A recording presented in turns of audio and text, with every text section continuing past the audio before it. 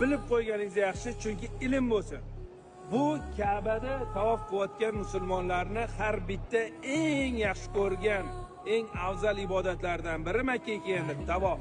Tavof qilasiz, bemalol xohlaganingizcha qilasiz, to'g'rimi? Lekin bu Ka'baning tepasida Baytul Ma'mur bor. Baytul Ma'murda har bitta farishta bir marta umri davomida kira olar ekan. Sizda bu imkoniyat juda ham ko'p.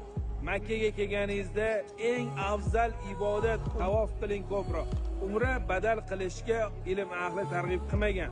To'g'ri, ota-onangiz uchun bir marta qilsangiz afzali zarar qilmaydi, lekin faqat Oysha onamizning masjidiga borib, qayta umra badal qilganingizdan ko'ra, sho'kka kelib 7 marta tavof qiling, maqomi Ibrohimga o'tib 2 rakat tavof namozini o'qing, bo'ldi. O'shani savobini o'tganlarga baxshida qiling.